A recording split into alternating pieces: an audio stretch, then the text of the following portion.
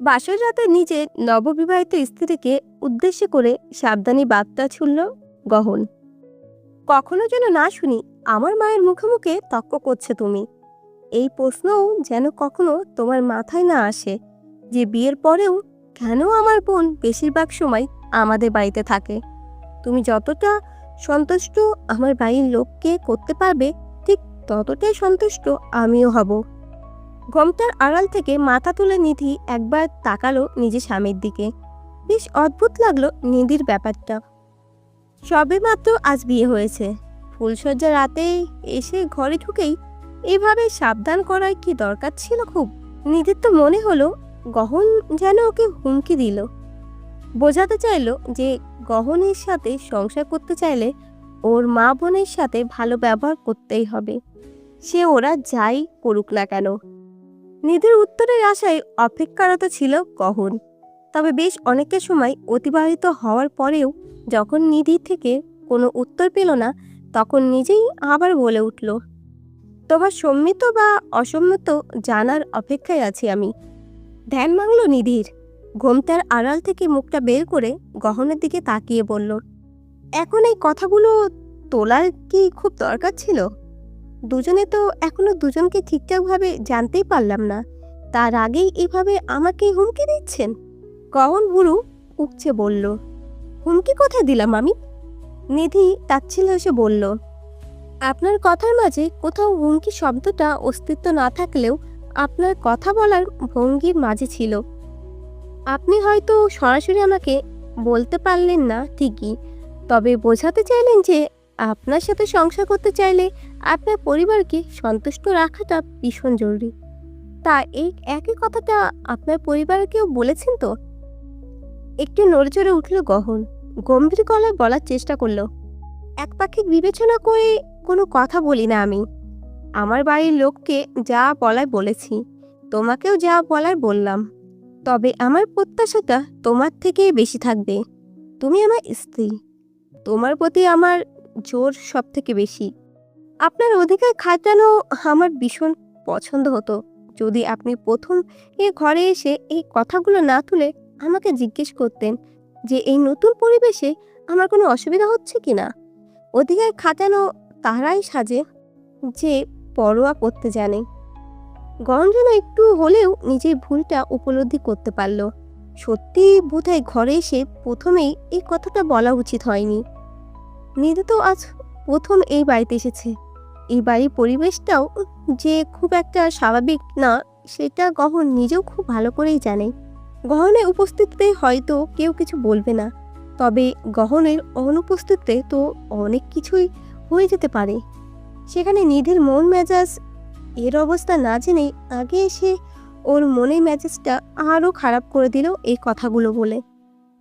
তবে কেন যেন নিজের ভুলটা স্বীকারও করতে পারল না গহন। হয়তো নিজের সদ্য বিবাহিত স্ত্রীর সামনে মাথা নত করা আর কথাটা ভাবতেই নিজের ভেতরে থাকা পুরুষ সত্তাটাকে জেগে উঠল। ভাবলো আপাতত আর এই বিষয়ে কথা না বাড়ানোই ভালো। আলমারি থেকে টি শার্ট আর ট্রাউজার বের করে ওয়াশরুমের দিকে যেতে যেতে বিছানার উপর বসা নিধিকে উদ্দেশ্য করে বলল, ব্যাগ থেকে জামা কাপড় বের করো, আমি ফ্রেশ হয়ে এলে তুমি ফ্রেশ হয়ে নিও। সারা রাত এই ভারী পোশাক পরে ঘুমানোর কোনো প্রয়োজন নেই। কথাটা বলে গহন ওয়াশরুমে চলে গেল। ও দরজাটা লাগাতেই নিধি বিছানার উপর থেকে একটা বালিশ নিয়ে ওর দিকে ছুঁড়ে মারল। ইচ্ছে ছিল এই বালিশটা একদম গহনের মুখে মারার, তবে সেটা করলে পরিস্থিতিটা বিগড়ে যেত, সেজন্য পারল না। বিছানার উপর পড়ে থাকা ফুলের পাপড়িগুলো তুলে মেঝেতে ছুঁড়ে মারল। বিছানার চাদর, বালিশ সবকিছু এলোমেলো করে ফেলল। ড্রেসিং টেবিলের সামনে গিয়ে গা থেকে গহনাগুলো খুলতে খুলতে বিড়বিড় করে বলল, জুতো পরে গরু দান করতে এসেছে, দেখাতে এসেছে আমার প্রতি দরদ উতলে পড়ছে। ওয়াশরুম থেকে বেরিয়ে বিছানায় এমন বেহাল অবস্থা দেখে চমকে উঠল গহন। মনে হলো কোনো চোর বোধহয় চুরি করতে এসেছিল আর ঘরে এই অবস্থা করে রেখে চলে গেছে। তার থেকেও বড় কথা, নিধিকে দেখা যাচ্ছে না কোথাও, দরজাটাও তো বন্ধ ঘরের। তাহলে মেয়েটা গেল কোথায়? কখন গিয়ে বারান্দায় উকি দিল। বারান্দা থেকে ফুপিয়ে কান্নার আওয়াজ আসছে। গহন শব্দ করতে চাইল না, ধীর পায়ে সেদিকে এগিয়ে গেল। দেখলো নিধি বারান্দায় দাঁড়িয়ে আছে, ফোনে কারোর সাথে কথা বলছে আর কাঁদছে। গহন চেষ্টা করলো নিধি কি বলছে সেটা শোনার। এতে আমি কোথায় এসে পড়লাম রাকিব?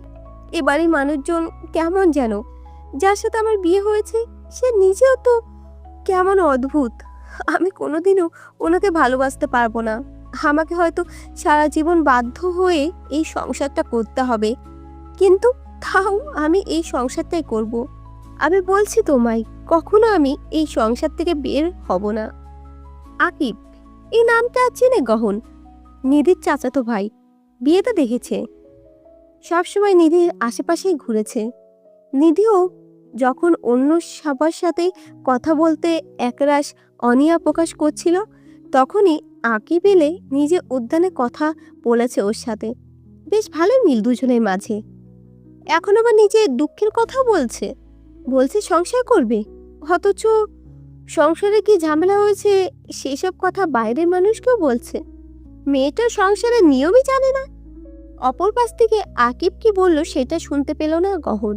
তবে কিছুক্ষণ বাদে নিধি ফের বলে উঠল, মেয়েদের ভালো লাগা, ভালোবাসা, ইচ্ছে, স্বপ্ন, কোনো কিছু মূল্য নেই আকিব। তোমার কাছে হয়তো আমার ইচ্ছের মূল্য ছিল, কারণ তুমি আমায় ভালোবাসো, কিন্তু সব পুরুষ তো তোমার মতো হয় না। সবার কাছে মেয়েদের ইচ্ছার গুরুত্ব থাকে না। চমকে উঠল এবারে গহন। ভালোবাসে ওই ছেলেটাকে নিধিকে? নিধিও কি তাহলে ওই ছেলেটাকে ভালোবাসে? নিশ্চয় বাসে, সেজন্য তো নিজের দুঃখের কথাগুলো কল করে ওই ছেলেকে বলছে। তবে কি এর কারণ সারা বিয়ে জুড়ে নিধির মুখে হাসির ছিটেফোঁটাও না থাকার? ভীষণ রাগ হলো গহনের নিজের প্রতি।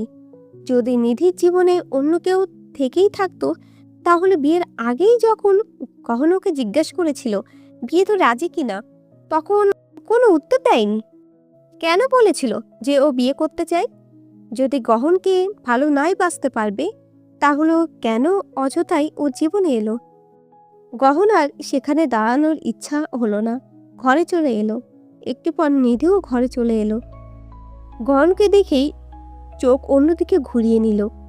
ব্যাগের ভেতর থেকে একটা সুতির শাড়ি বের করে ওয়াশরুমের যেতে ধরলেই পিছন থেকে গহন বলে উঠল, এত রাতে কার সাথে কথা বলছিলে? গহন আশা করেছিল যে নিধি মিথ্যে বলবে, হয়তো কোনো মেয়েই বন্ধুর অজুহাত দেবে, কিংবা মা বাবা বা ভাইয়ের অজুহাত দেবে। তেমন কিছুই হলো না। নিধি নির্দ্বিধায় উত্তরে বলল, আকিবের সাথে কথা বলছিলাম, আমার চাচাতো ভাই। শুধু কি চাচাতো ভাই, নাকি অন্য কিছু? গহনের কথায় মানেটা ঠিক ধরতে পারল না নিধি। কপাল কুঁপছে বলল, অন্য কিছু মানে? কি বোঝাতে চাইছেন? আয়নার সামনে দাঁড়িয়ে তখন ভেজা চুল আশ্রাচ্ছিল গহন। চিরুনিটা ড্রেসিং টেবিলের উপর রেখে নিধির দিকে এগিয়ে আস্তে আস্তে বলল, ঘর থেকে তোমার কথাগুলো শোনা যাচ্ছিল। ওই ছেলেকে তোমায় ভালোবাসে, সেই কথাটা আমি শুনলাম। সেই জন্য বললাম, সম্পর্কটা কি শুধুই চাচাতো ভাই বোনের, নাকি এর থেকেও বেশি কিছু?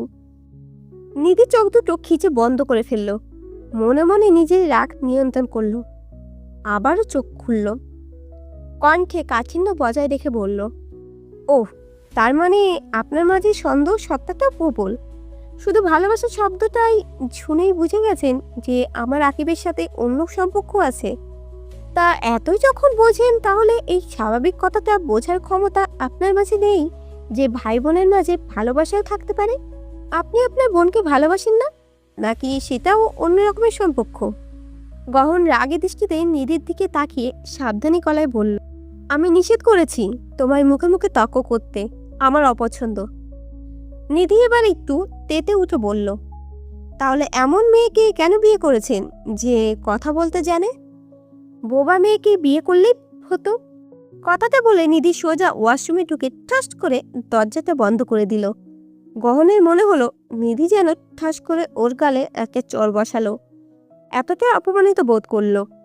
গহন ঠিক করলো এই অশুভ মেয়েটার সাথে কথাই বলবে না। এর সাথে কথা বলা মানে নিজের সম্মান নষ্ট করা। নিজে গিয়ে বিছানার চাদরটা ঠিকঠাক করে শুয়ে পড়ল। বেশ লম্বা সময় নিয়ে নিধি গোসল করলো। ইচ্ছে করে দেরি করলো। ভাবলো ও দেরি করে বেরোবে, আর এর মাঝে যেন গহন ঘুমিয়ে পড়ে। গোসল শেষ করে ওয়াশরুমে দরজা উকি দিতেই দেখলো গহন চোখ বন্ধ করে শুয়ে আছে। একটা স্বস্তির নিঃশ্বাস ফেললো। নিধির বুদ্ধি তাহলে কাজে লেগেছে। নিধি খুব সাবধানতার সাথে পা টিপে টিপে বারান্দায় গেল। গামছাটা গিলের সাথে মেলে দিয়ে পা টিপে টিপে আবার ঘরে এসে আয়নার সামনে দাঁড়ালো। ভাবলো চুলটা আসছে, তারপর ঘুমাবে। চুল আসানো শেষ, লাইটটা বন্ধ করে দিয়ে যেই না বিছানার দিকে এগোতে নিলে অমনি শাড়ির সাথে পা পিছিয়ে হুড়মুড় করে পড়ে গেল। সেই সাথে হালকা চেঁচিয়ে উঠল। হঠাৎ করে চেঁচানোর শব্দে অহন হুড়মুড়িয়ে উঠে বসলো। ঘুমিয়ে গিয়েছিল। অন্ধকারে কোথায় কি হলো সেটা বুঝতে পারল না। তাড়াহুড়ো করে বিছানা থেকে নেমে গিয়ে লাইটটা জ্বালাতে দেখলো মেঝের ওপর পড়ে আছে নিধি। ব্যথায় খিচে চোখ দুটো বন্ধ করে রেখেছে। চোখ মেলে তাকিয়ে সামনে গহনকে দাঁড়িয়ে থাকতে দেখে আগের চোখ মুখের অবস্থা ঠিক করলো।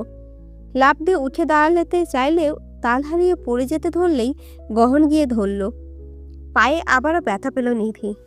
মৃদু আত্মনাদ করে উঠতেই গহন ধমকে সুরে বলল, একটু কম লাফালাফি করলে কি হয় না? নিধি একটু দমে গেল।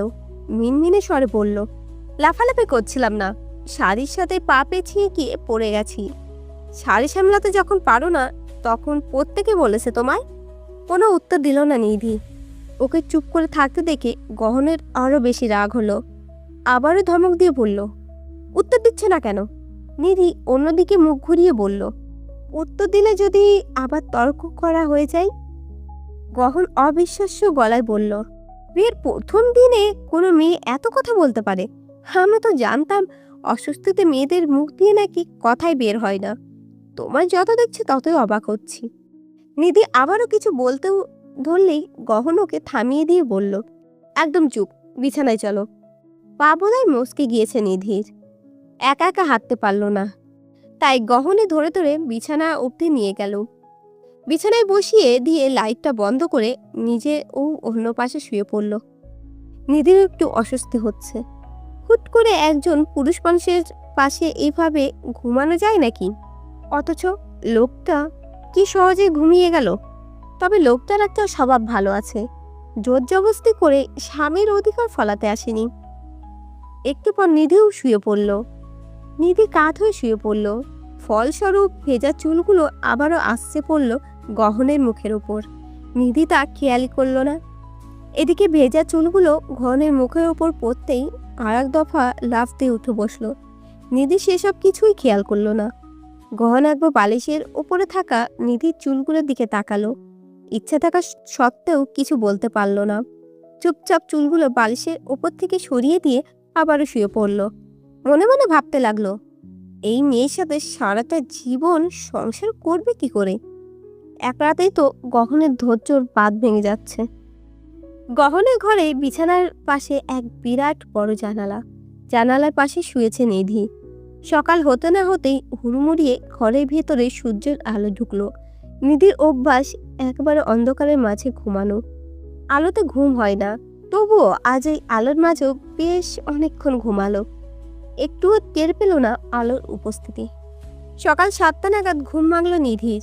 চোখ খুলতে দেখলো দুটো বড় বড় চোখ ওর দিকে তাকিয়ে আছে। চোখ মেলে এই দৃশ্যটা খুব ভয়ঙ্কর লাগলো নিধির কাছে। এটাকে শুয়ে আছে ওর পাশে, আবার ডাপ ডাপ করে তাকিয়ে আছে। কত বড় একটা মানুষ! হাদেও মানুষ, না কোনো দানব। নিধি লাফ দিয়ে উঠে বসলো। বিছানার একেবারে জানালার ধারে হওয়ায় নিচে আর নামার সুযোগ পেল না। বিছানার উপর দাঁড়িয়ে গিয়ে চিৎকার করে বলে উঠল, কে আপনি? আমার বিছানায় কি করছেন?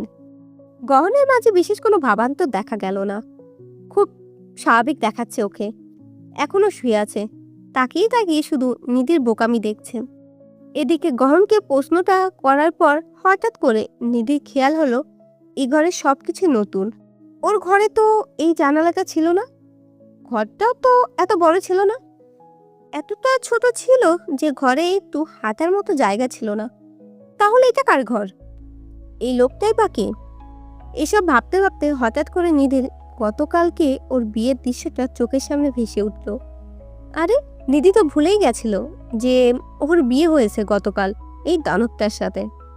ধপ করে আবার বিছানার উপরে বসে পড়ল নিধি। গহন এবার উঠে বসে বলল, স্মৃতিশক্তি ফেরত এসেছে তাহলে। আসলে মনের মাঝে অন্য কেউ থাকলে স্বামীকে ভুলে যাবে, এটাই স্বাভাবিক। গহনের এই কথার মানেটা বুঝতে নিধি কিছুটা সময় লাগলো। যখন বুঝতে পারলো মানেটা, তখন একটু বিরক্ত হলো। এদিকে গহন কথাটা বলে ততক্ষণে নেমে যেতে ধরেছে। নিধি ওর হাত টেনে ধরে বেশ স্বাভাবিক ভঙ্গিতে বলল, আমার চরিত্রের ওপরে কোনো প্রশ্ন তুলবেন না। টুকটাক ঝগড়া ঝামেলা এইসব ঠিক আছে, কিন্তু কখনো আমার চরিত্রের প্রসঙ্গ তুললে আমার সাথে ঝগড়া করতে চাইবেন না। অন্য সব অপবাদ আমি মেনে নিলেও এই ব্যাপারটা আমি মানব না। জীবনে যে মেয়ে কখনো কোনো ছেলে বন্ধু অব্দি বানায়নি, আপনি সরাসরি তার চরিত্রের ওপর প্রশ্ন তুলতে পারেন না। আশা করছি বুঝতে পেরেছেন। কথাটা বলে নিধি আগে আগেই বিছানা থেকে নেমে ওয়াশরুমে চলে গেল ফ্রেশ হতে। গহন বিছানায় কিছুক্ষণ বসে থাকলো। নিজেই একবার নিজের প্রশ্ন করলো যে কোনটা ঠিক, যেটা গহন ভাবছে সেটা, নাকি যেটা নিধি বলে গেল সেটা।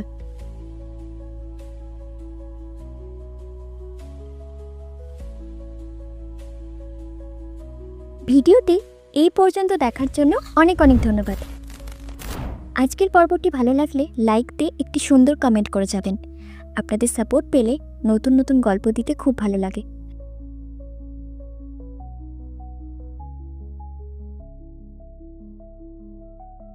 ধন্যবাদ সবাইকে। ভালো থাকবেন, সুস্থ থাকবেন।